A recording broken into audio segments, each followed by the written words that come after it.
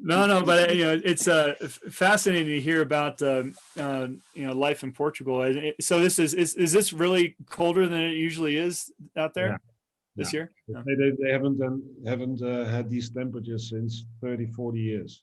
Oh wow. Yeah, here in my location it's hotter than it's ever been, so it's kind of strange. It's global warming. Interesting, different in different places. All climates are. Your comment about your house and what your house is made of. Here in Mexico, all the houses are made out of concrete, as you know, and as you know, the beds, the couches, everything is in concrete. And partly is because we're close to the sea and the salt water. But makes it hard to rearrange the furniture. Huh? They're all concrete, right? Oh yeah, you don't rearrange the furniture.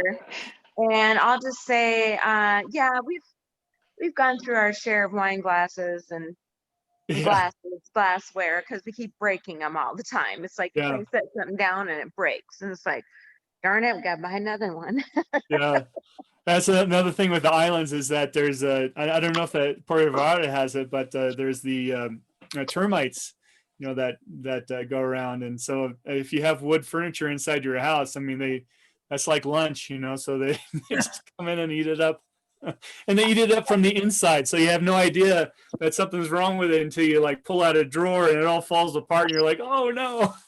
Well, no, I would say what I find interesting is the little geckos. Oh, geckos. And waking up, and there's just these little geckos that walk around on the walls.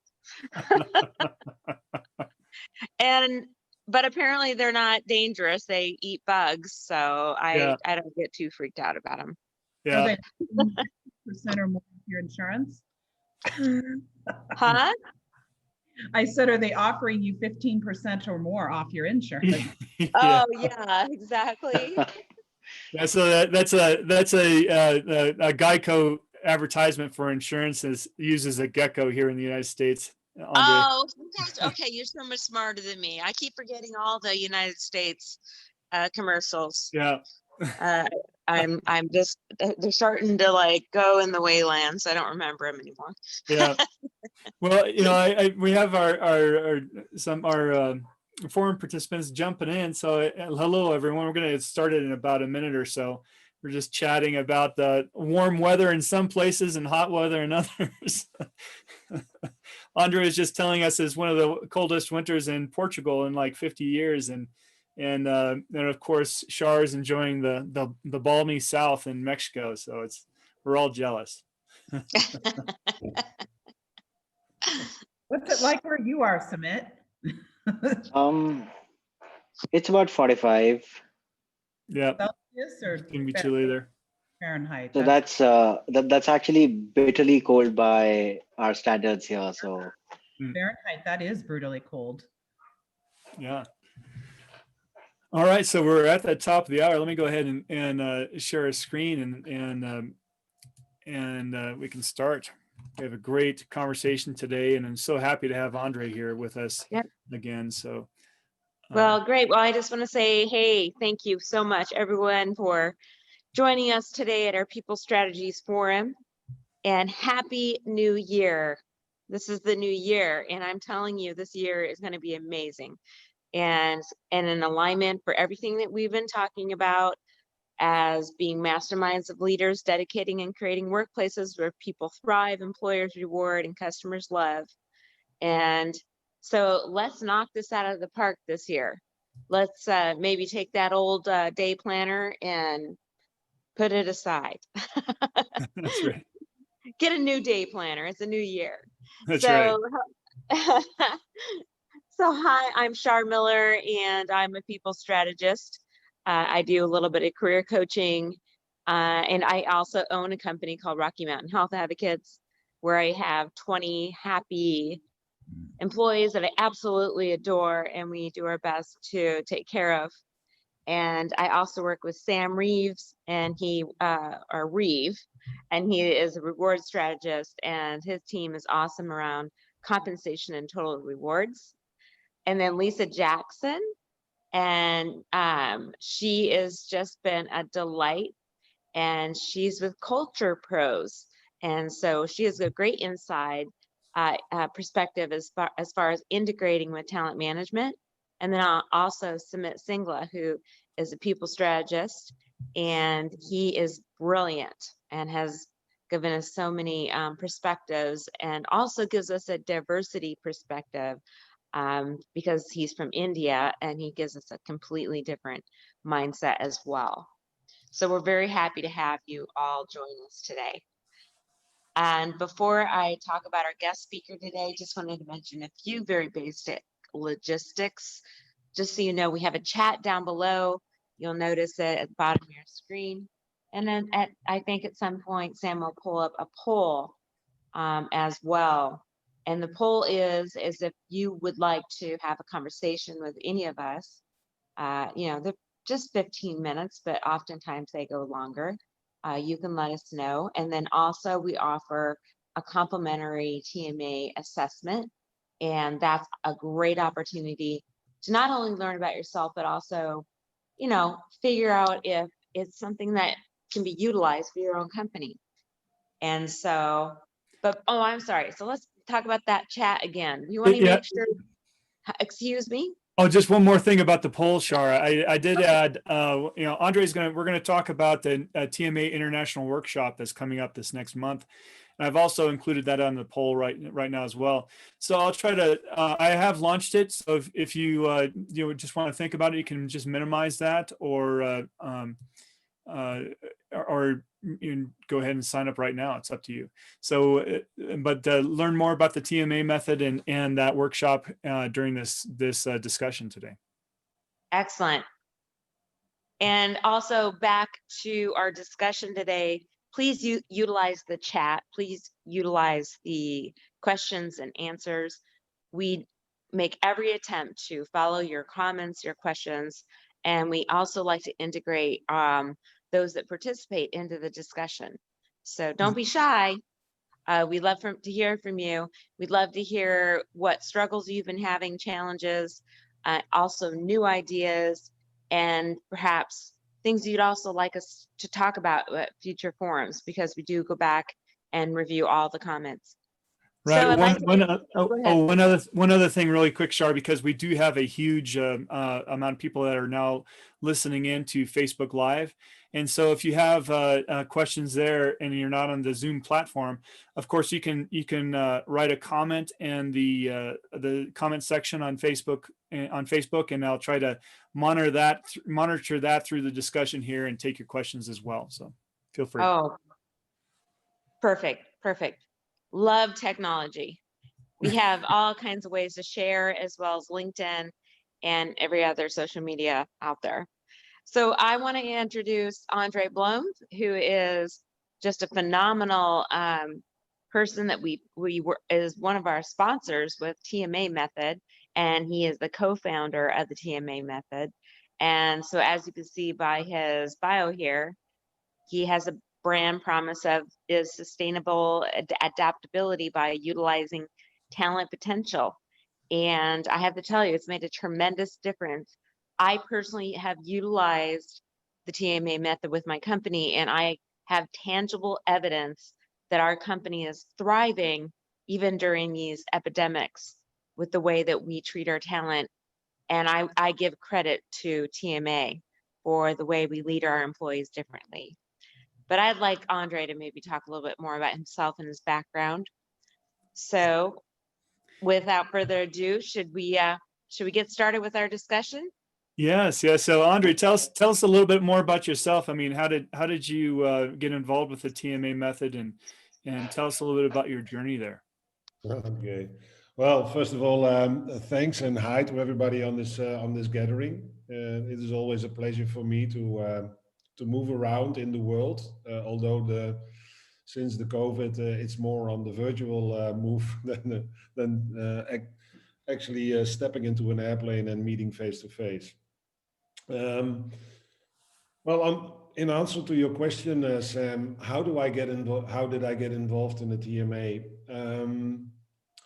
it's kind of I think for myself, it's a nice story. I was looking for a big, large international recruiting company, staffing company, for an instrument that could help our professionals to present themselves in a better way. And for that reason, then from that perspective, you easily step into the world of assessments. How can we take a little better, deeper, more constructive look at people's needs and talents and drives?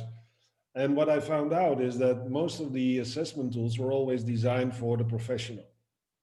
That means that it was meant to talk about people and not with people. And from that perspective, I thought, like, let's turn this around and see if I can find something that helps the individual instead of the expert. And that I couldn't find it on the market until I met my two founding partners, two young students, at that time having their own office or their kitchen table, which was at that time a lack of resource. And they said, like, wow, you know, this question, this is always what we wanted to do. And they had the expertise, the knowledge, you could even call them the nerds. And so they started to develop an assessment tool that would help the individual. And after a couple of months, they offered me to conduct the assessment myself. And I thought, like, let's not fool around and let's step in and see where this brings us. And the minute I finished the assessment, immediately I got a report with a verbal explanation on my talents. And what struck me, that it was a very positive language. And of course, I have a high self-esteem, so I think I'm a positive guy. But they framed it pretty well. And I thought, like, you know, if you don't have the language or you don't have these personal insights, it is very helpful for me to explain to others in the context of my work or my role in what my needs are and where I can contribute. And that happened in 2004. And then we said, like, okay, let's pick this up, and I implemented the system in this international company. But I thought there is more to that. I mean, knowing how you tick and how you present yourself, that is one thing. But how do you develop yourself, and how can you play a role as a team member? How can you contribute? How can you add value? So we started to develop a talent management system around that. And that included a lot of desk research, a lot of work, a lot of development, and also some money to fund the organization. So I used my network, found some early adapters, and luckily I was lucky to attract some large companies who were willing to go for this innovative mode, this innovative production. And this is where it started. In 2007, we launched the business in Holland. That is our home base. In 2011, we already had a substantial market share, and we were capable of bringing the business to the rest of the world. And that is my quest.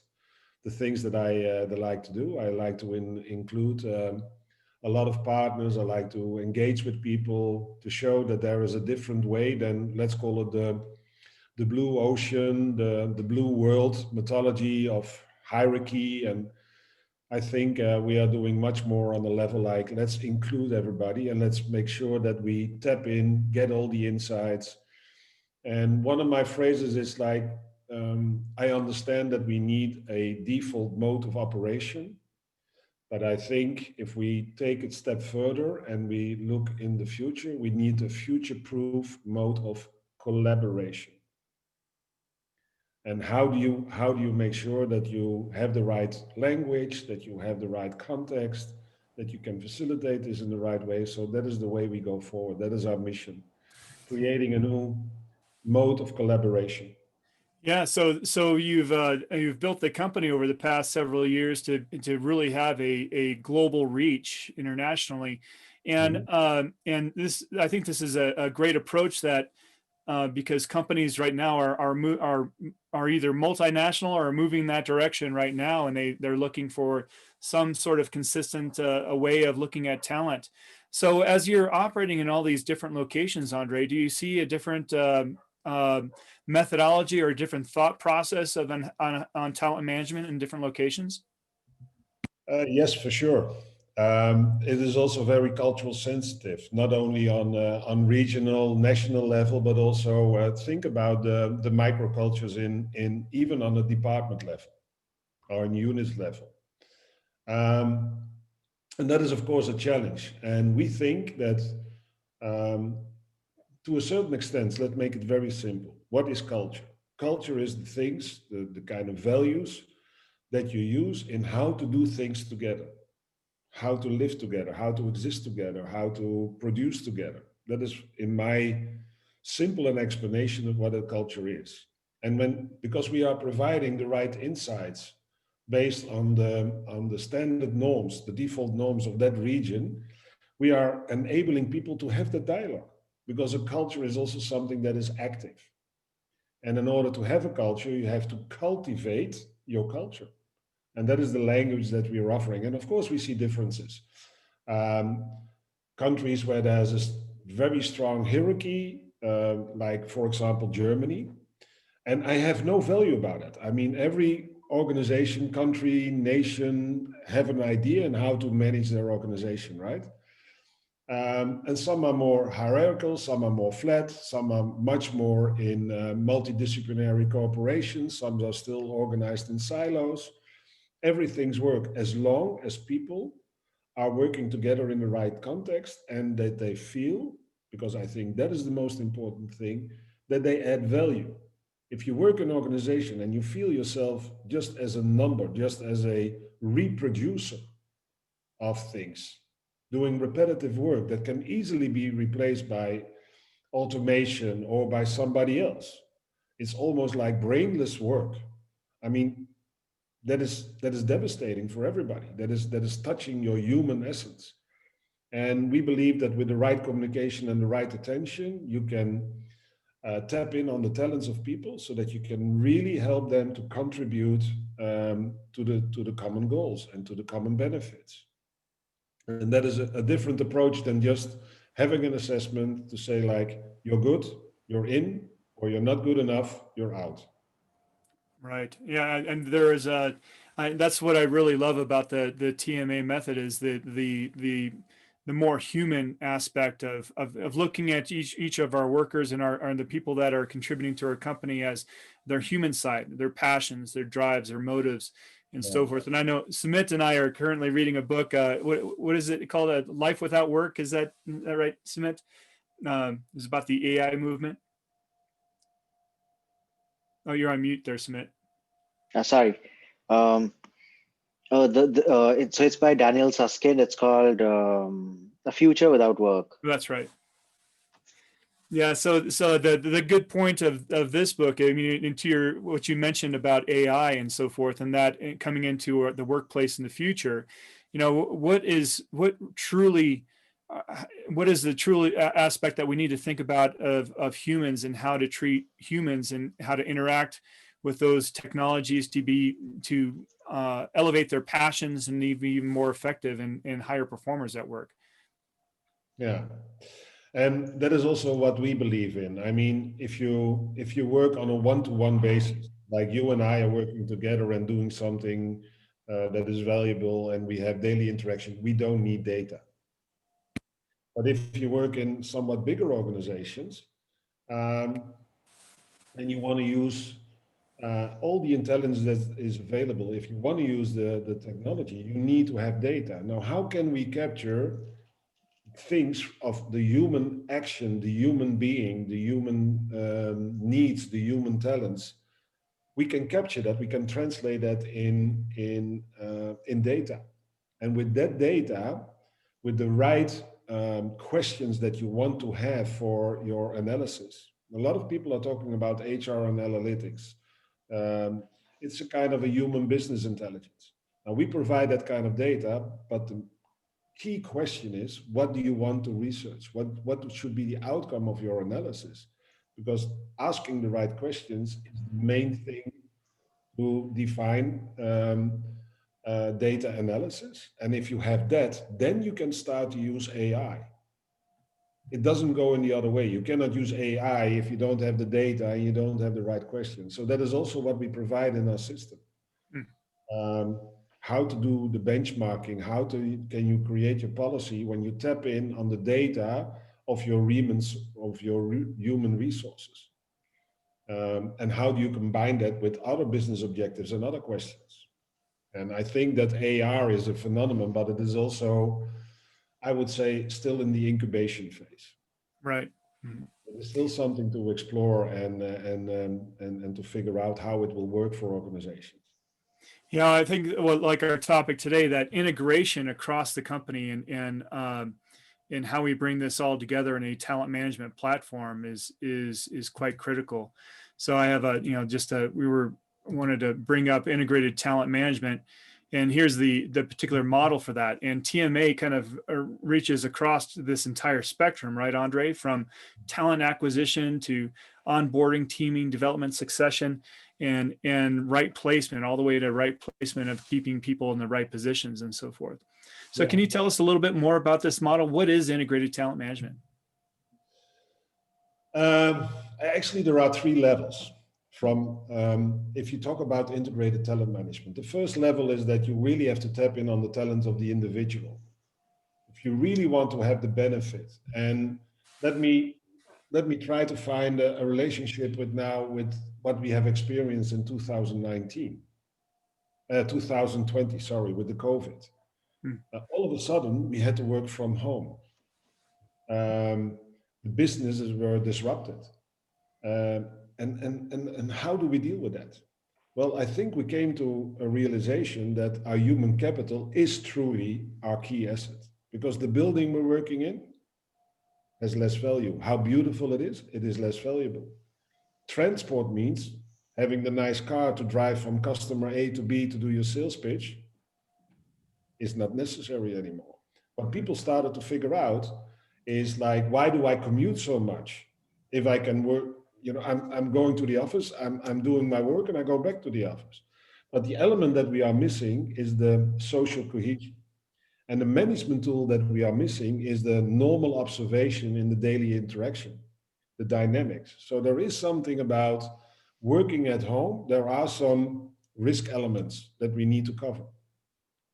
And therefore, I think that integrated talent management is not just a thing from HR for HR. It is something that is there for everybody.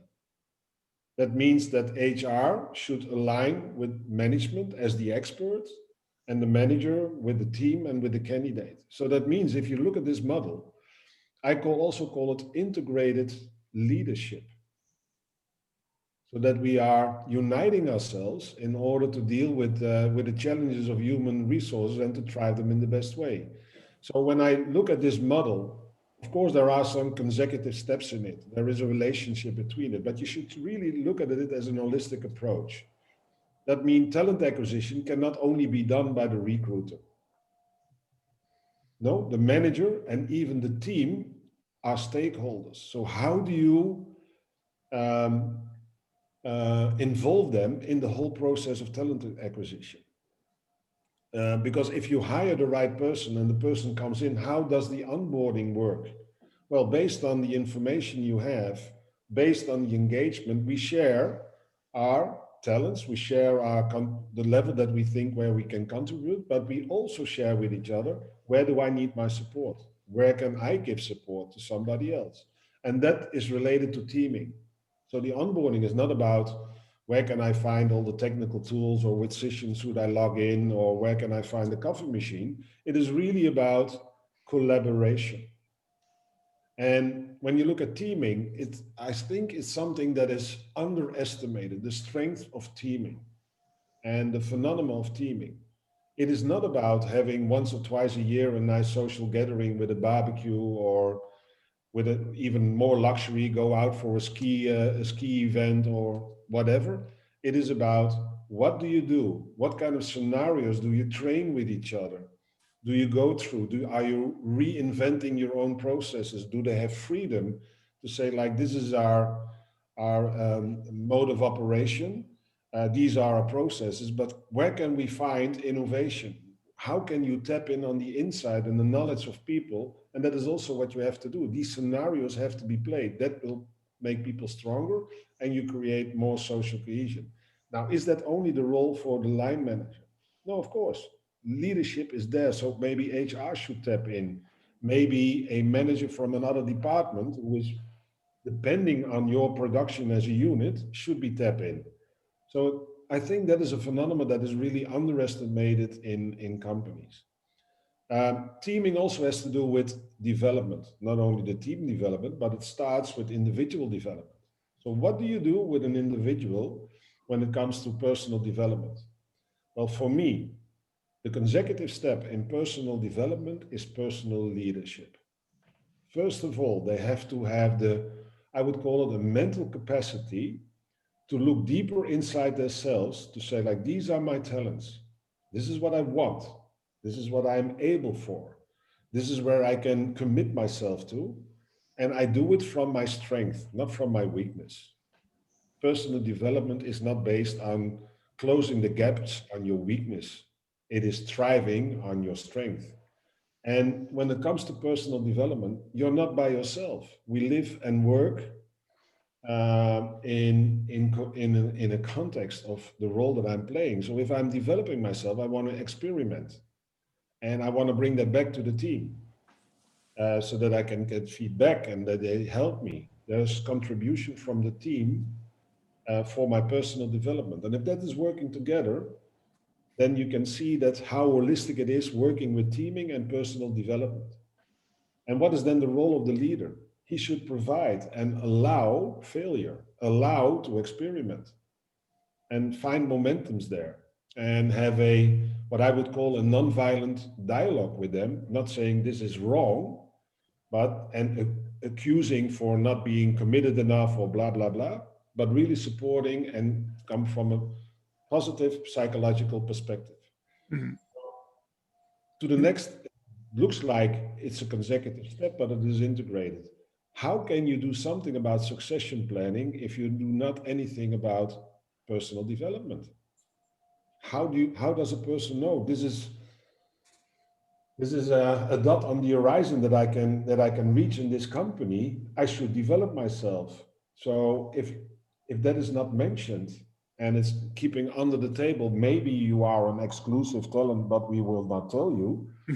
That is not working. We should be very open about succession planning.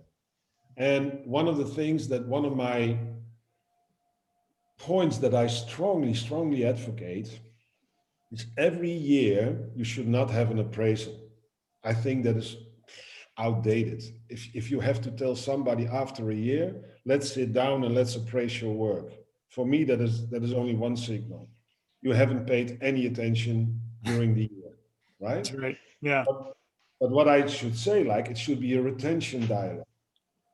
Can we as an organization offer you the next coming year or the next cycle? Will you be challenged enough? Is this according to your desire, to your needs? And does it align with what I would want from you? And sometimes I make the analog comparison and saying like, if I have a child doing 5th grade and she done a great year, of course, at the end of the year, I give her a final note like, wow, you're an A student. But what do I do then? Then I promote her to class 6. I'm not going to say like, do it again, class 5. And that is what we do with our MBEs. Great job. You get $100 more or 50, whatever. You can do another course, but you do exactly the same job as what you've done before. And I think that that is not the way how we thrive organizations. If we lift each other up and everybody is developing themselves and everybody can add more contribution, then you have a sustainable ecosystem that will drive your company forward.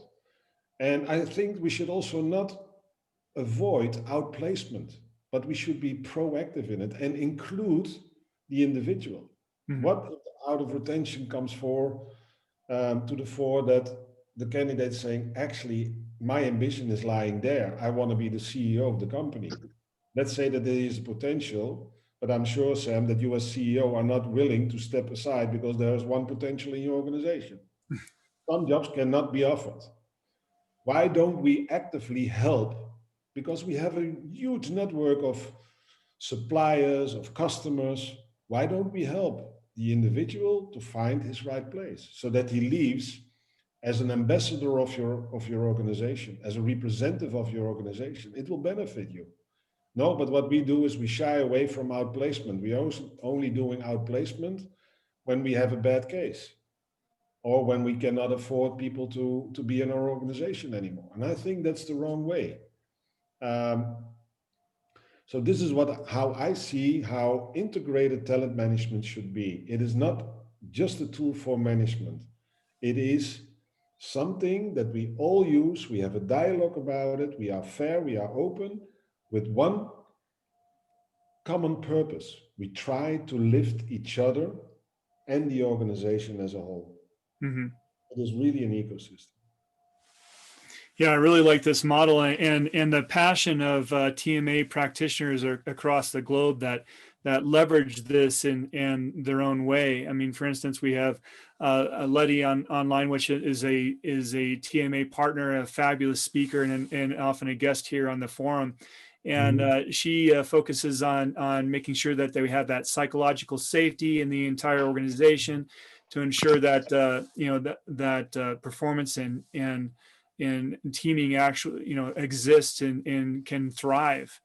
And of course, we've also had Andreas Fritsch on the forum, who's also a TMA partner that does that teaming aspect that you were talking about, taking people out into the field, creating innovation and so forth, and leveraging the TMA method to make that happen. So yeah, there's a lot of great things here that can be done in an integrated fashion. Another way of looking at it in a holistic way, we have scientific management, we have the human movement. You can say, like, where do you steer? What are your steering instruments or your mechanisms? That a lot of companies are using KPIs because they want to steer on output. Some companies take a little step further and they say we want to steer on outcome.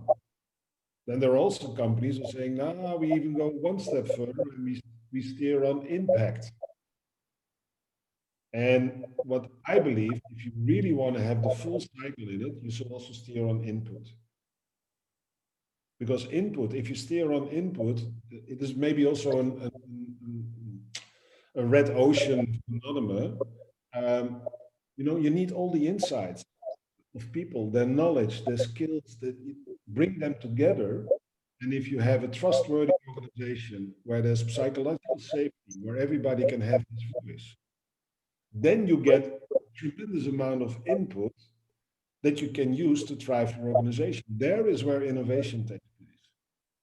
There is where people say, like, the system is constraining us and taking it to the next level.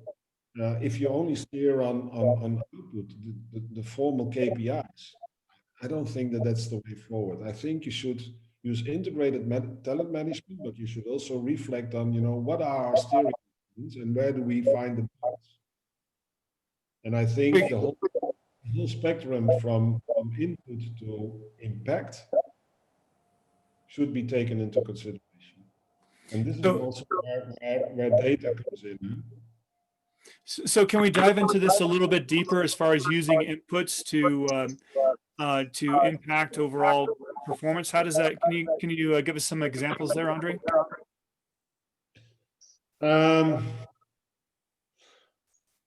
Well, if you look at maybe I should reflect that on what is the difference between doing the waterfall methodology when you run a project. You say, like, what should be the outcome? What should we deliver? And then you gather around with some management team and say, like, this is what we try to reach. These are our objectives. And what happens then, a lot of times with reverse engineering, people are trying to move to that perspective. When you look at the way of how agile work actually should be done, is like, we design a team, they are doing a lot of interaction together, and they steer on insights and on input. What do you think? What do you think? And this is how innovation starts, and then you move forward. And I'm not saying that you cannot go with reverse engineering, but you should also not forget, where do you get the input from? The creative idea, the ideas where things are done differently. Why do we always have to follow these formal structures if sometimes you can go crossover and reach it far easier? When it comes to taking responsibility, where do you get the action-driven phenomenon from if people are constrained by protocols?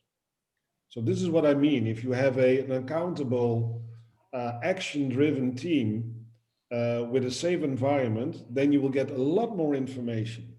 And maybe I can ask the audience or you, Sam, yourself, or Char, sometimes you're struggling. Are we doing the right things? Ask the people who are working with it. Most likely they will come with ideas that you never considered because you're not dealing with it. You don't feel the pain in the daily business.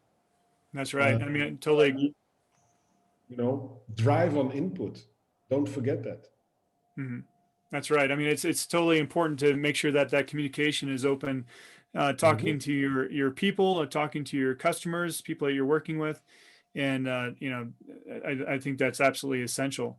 But as you've known, Andre, we've gone through a tough year in 2020, and there's a lot of talent concerns out there. What are the best ways that companies can leverage the TMA method in integrated talent management in the new year?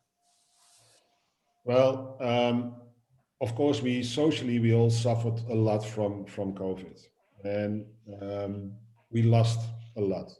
Think about relationship, the interaction, and a lot of people lost family members, friends, and that is, of course, I would say that is actually even on a traumatized level. There's a lot of fear for people. So how do you deal with that? There's also another side. Um, my my uh, my partner, my wife, she has been working on the child phone in Denmark. Now, Denmark is a welfare country where everything is stable, good welfare, everything is organized. But if you see the amount of domestic violence, the fear that is now with children, and these are our employees who are at home. So what happened? From the business point of view, I can say that we have been very lucky. We have we have we had to deal with a tremendous amount of growth because people started to realize we have to do things in a different way. And how do I deal with my team when everybody's at home? Um, how do I deal with their challenges of staying connected, taking decisions, contributing to the work, balancing between three kids crying behind me who are not able or not willing to do the homeschooling. I have a wife, there is garbage, there's shopping, so many constraints. And how do you deal with that? So what we have experienced is that we had a lot of questions of individuals, managers, leaders.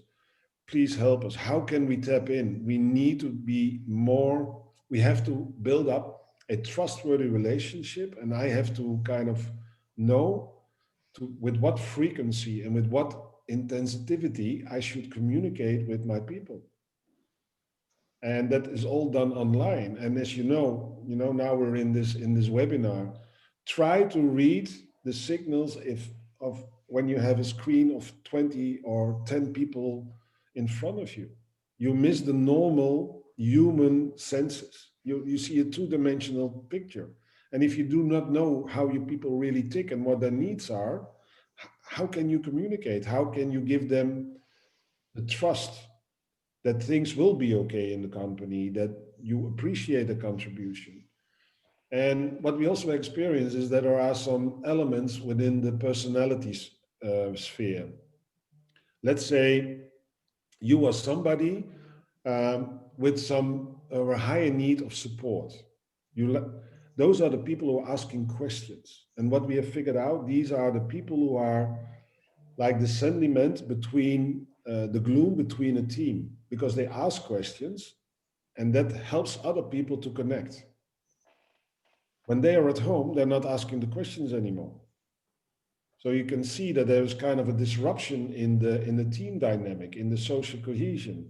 People are not tapping in. They're not taking so easily the phone and asking a question instead of sitting next to somebody on the other side of your computer. Hey, I'm struggling. Can you help me?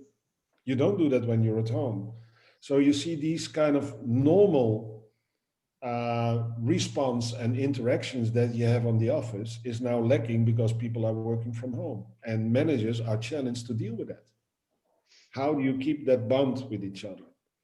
And I think having a non-violent, positive psychology approach with good communication, asking questions, listening to their voice, tapping in on their needs, on their talents, and find the right intervention for them. And that is on a team level, but on a collective level, but also on the individual level. This is what is helping organizations to work in this remote, challenging year.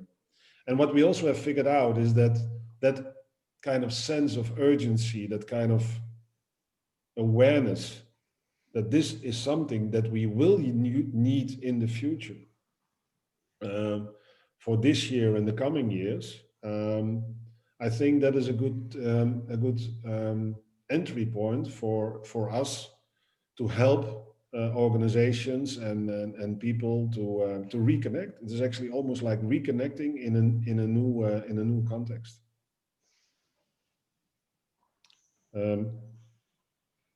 I cannot hear you now. Sven. So for our participants out there, what André is talking about is the TMA talent assessment, which I know a lot of our People Strategy Forum people have taken. But if you haven't, please reach out to us. You can sign up through the poll and just go ahead and let us know you're interested, and we'll send that to you. Or you can reach out to me. We'll make sure that we have the or just drop a note in the chat that you're interested. Now, I know that André, you worked with Shar, and Shar did assessments for her entire company. Shar, how did your employees take that? What was the feedback that you had from your employee base? Well, thanks for the question. Yeah, when you take a look at that in a full integrated model that you had up on the screen earlier there, we have utilized it, everything from the way we are doing our recruitment processes.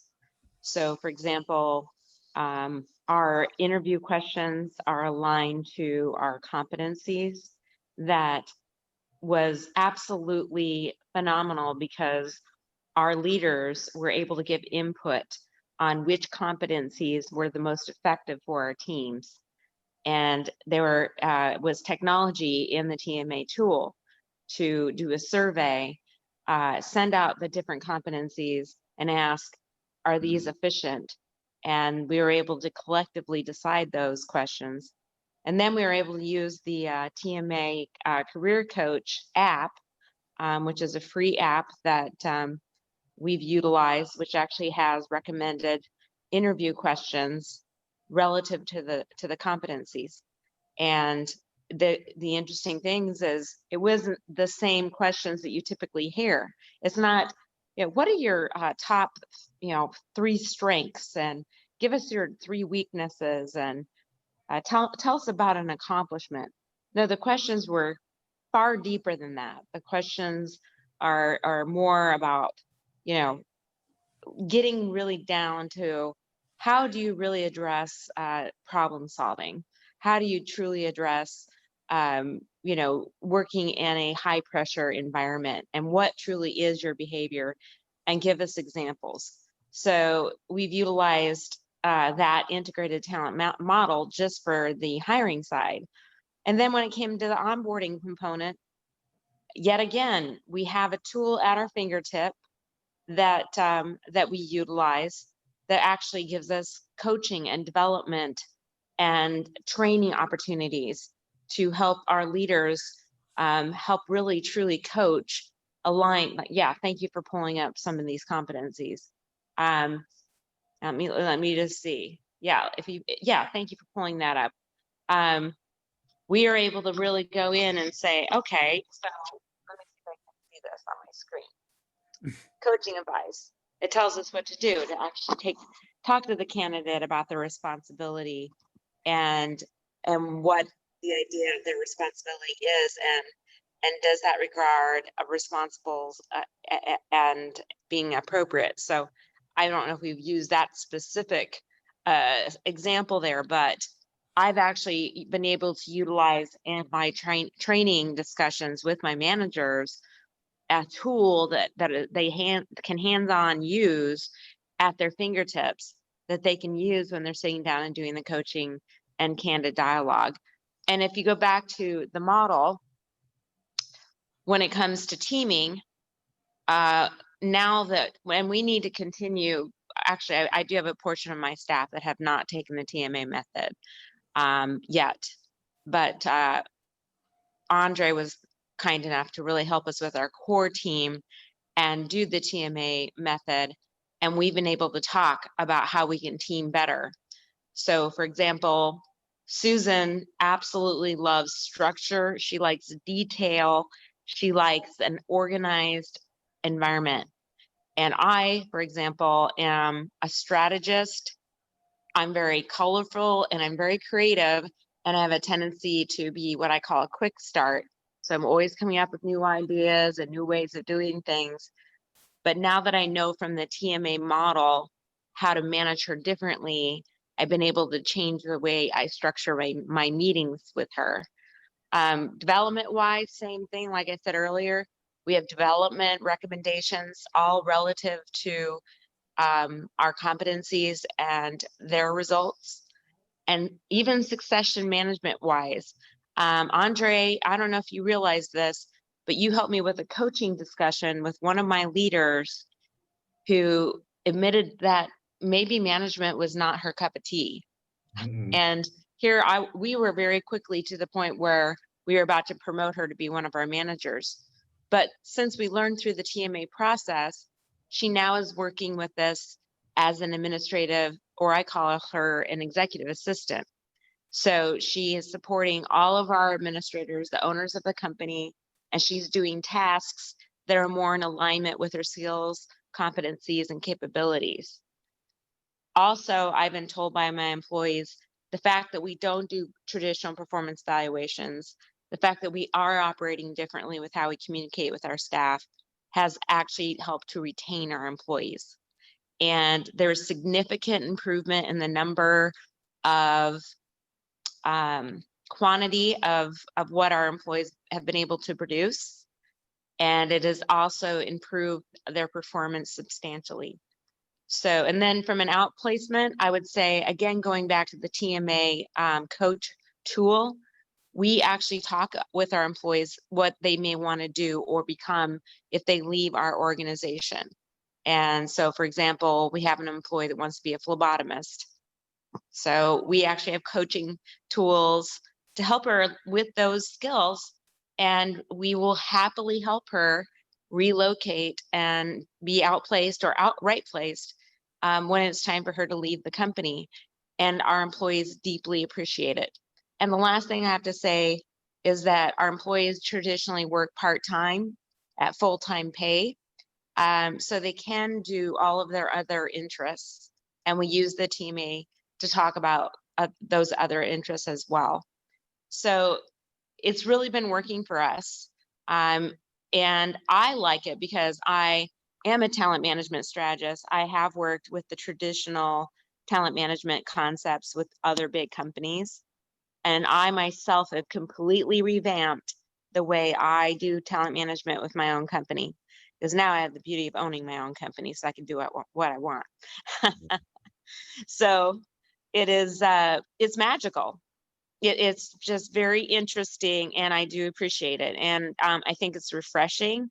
And I think going into 2021, employees are expecting a different type of leadership. And this tool is a way to change how you lead. And it's made a tremendous difference. So yeah, that was a long-winded answer, but that's how I've used it. But I want to stipulate on something, Jar, and also share my compliments with this audience to you. You had the mindset of talent management, and it is your way of creating this culture where people are feeling safe and where the whole management was willing to step in, trust you, and say, we go forward this way. and you maintain that kind of culture. And you know, I'm very happy that you are pleased with the infrastructure I'm giving you, because that is what I do. I give you an infrastructure, language, content, but it is you.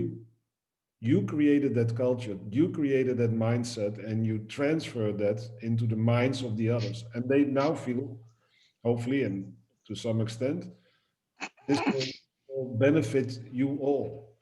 And that is the key success. It starts with the mindset and tapping that in on the culture. And I think that Lisa will also agree upon that. We had so many nice discussions about that, right? I think that So just one thing real quick. Andre, you've done a great job transferring your knowledge on these topics over the past year, and I really appreciate it. And I just wanted to bring up really quick at this juncture that if you want to learn more about the integrated talent management methodology, a little bit more about TMA and how to apply that in your company, that Andre and the TMA group we're all putting on a international expert conference or expert workshop that is next month, and so you're definitely welcome to join. That's going to be a virtual conference, so I'm excited about that. Well, and if I can say one other thing, I have experienced in even my own small little company that we've had some resistors to the change in our senior leadership ranks. And so it's not something that you just snap your finger and say, oh, we're not doing performance evaluations anymore. Now we're going to do some coaching, and it's going to be very different because a lot of leaders and employers are not used to a different way of leading. So, I'm working on that as well to obtain better buy-in so that we can be more aligned, and that we all can act in a way that is consistent in alignment with TMA. So it's not an easy process, but I think if you have a coach, if you have a TMA coach or a TMA mentor, particularly like myself, that have gone through it and gone through the pain and agony and challenge to help you go through that transition, it'll make a tremendous difference. So just wanted to make that comment. Yeah. I had something I wanted to offer to what you've been saying, both of you have been saying. And I think one of the things that, and Shar, we've had these conversations offline too about this, that with leadership, and I'm going to talk more about this on the forum next week, but leadership, I think first and foremost, and what I love about what the TMA does is it helps expose, do they actually like people? Because I think there's so many people in management and in leadership who just flat out really are there because of the money. That's the only way to climb the ladder. It's the only way to get additional responsibility and recognition. And so, but they don't really like people. And so this you're talking about, Andre, about just like kind of all these assumptions or presuppositions that, leaders are going to have the opportunity to shape the team, to have the opportunity to help the team. What do you think about this? What new ideas do you have? That is all grounded in someone who actually cares about the opinions of others, right? And it's just so simple, but I believe that that's one of the biggest things I would be looking to use the TMA for, is to really, if you're talking about succession planning in an organization, getting really clear that leaders are the carriers of culture for good or bad. And, I think that the other big thing that I wanted to say is that we're in an environment today that is accelerating a new, completely different paradigm of what an organization's here to do and what they look like. So not just the remote work piece, but the idea that the industrial era, we're still managing companies with the presupposition or the assumption of stability and consistency are the most important outcomes, especially when it comes to profit, right? And so, and yet innovation is now becoming front and center, the only way that you have a true chance of sustainability because of the speed of change. We're just in a different paradigm. And I think that struggle is beyond the remote work part, although that certainly has thrown a whole different spin on it.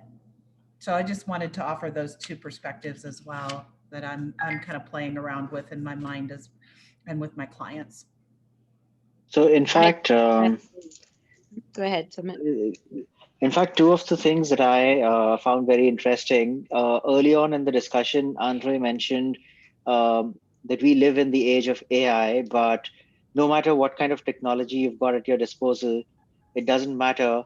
And what Shar said about the mindset part of it, I think when you bring in the two aspects, that you get a fantastic tool like the TMA, and you've got the right mindset to really make a difference to your people. And that's where HR folks need to think more like business leaders. And Shar, that's what I find really interesting about your profile, that you've got the heart of an HR person and the mind of a business leader, uh, which is a fantastic combination. And you put a tool like TMA in the hands of such a person, boom, you've got an organization that's got all the right ingredients for growth and success. So, I mean, the most important takeaway for me from today's session is that, of course, having seen TMA up close and having had the good fortune to have listened to Andre in earlier forums as well, um,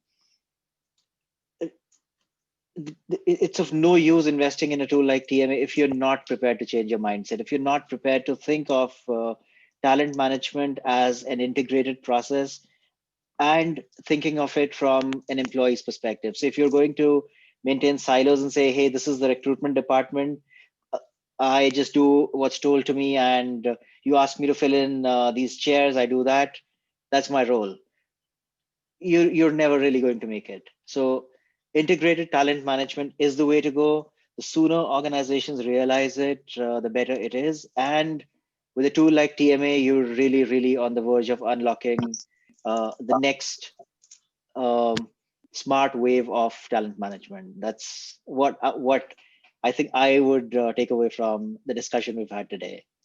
Well, hey, Sumit, I just want to interject and thank you for your comments about my HR with the heart leadership style, and I appreciate that. I also want to mention that Sam Reeve has also helped my company revamp my compensation structure. So we no longer want to have a commission-based compensation structure, number of widgets, for example. So we now have taken the TMA tool, and I haven't shared this with you, Andre, yet.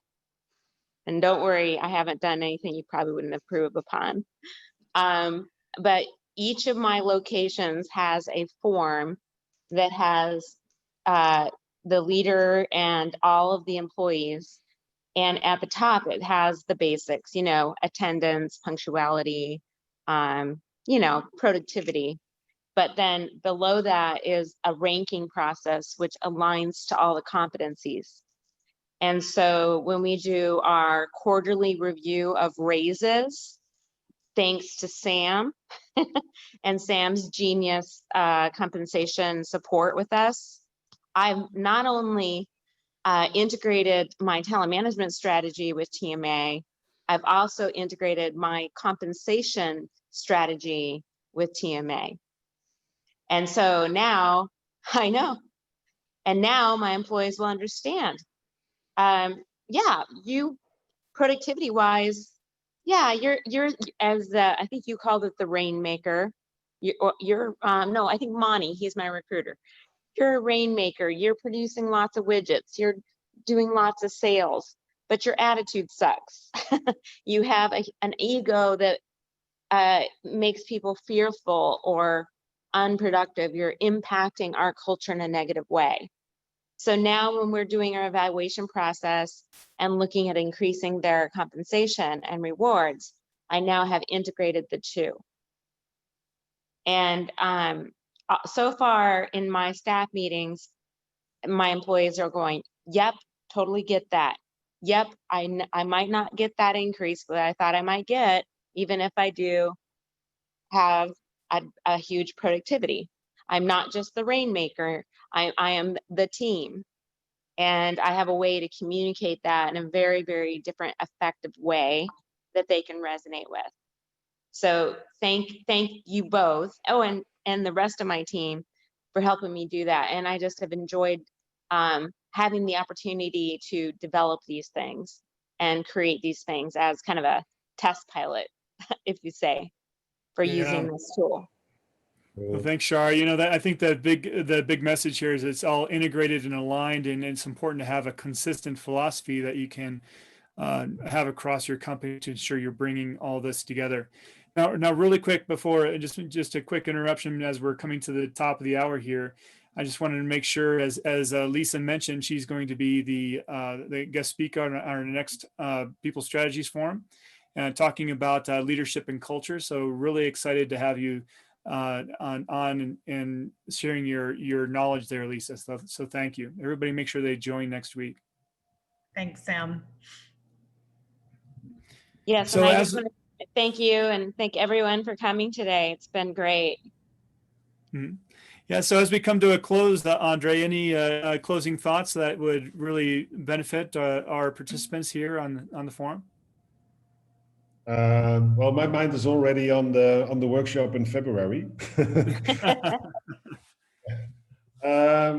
No, I could just say, like, digest the information you got today. Tap in on with our panelists.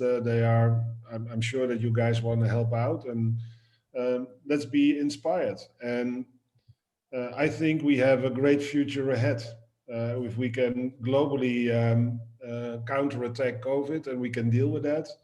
It brought the world to a new state of mind, I think. And I think we have something that we have learned by constraints of the COVID, and we should use that. There's always something good in a crisis, right? And I think we can go forward. Totally agree with that. Have a positive 2021, and let's make this year great. Exactly. Yeah. Well, thank you, everyone. I really appreciate your time today, and it was a wonderful discussion, and I hope to see you next week with our discussion with Lisa. Okay. Right. Yes. Cheers. Thank Bye. you. Bye, everyone. Bye. All right. Bye-bye.